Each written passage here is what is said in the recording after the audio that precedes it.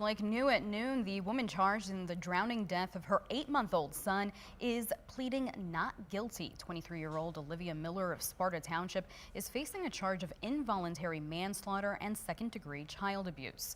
13 on your side's Trevier Gonzalez was there for the arraignment. He joins us live. Trevier, what else did we learn from this court appearance? Well, following that hearing, we were able to pick up an officer's report of what they say they responded to when this all happened. Now, that was just this Monday, and the biggest piece of evidence they mentioned is the defendant's cell phone and the record of what she was doing with that phone ahead of this child's death. Now, according to that report, Miller apparently gave officers differing stories of what had happened, but one that they noted was that her 8-month-old baby had been placed in a bathtub, sitting up and facing the faucet, and that the water was only a few inches deep and running.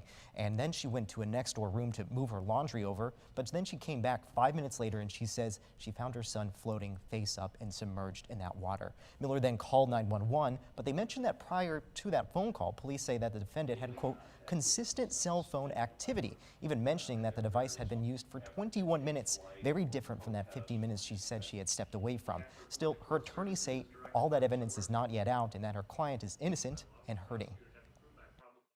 There's no indication of intentionality here, and that's important to point out.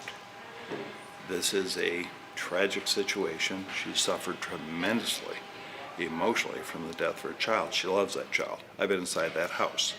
There are photographs all over that house of her, the father, with that child. They're very responsible.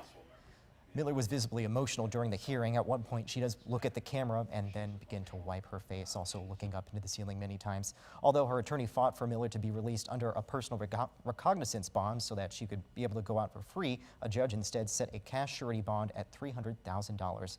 Olivia is expected back in the courtroom next month.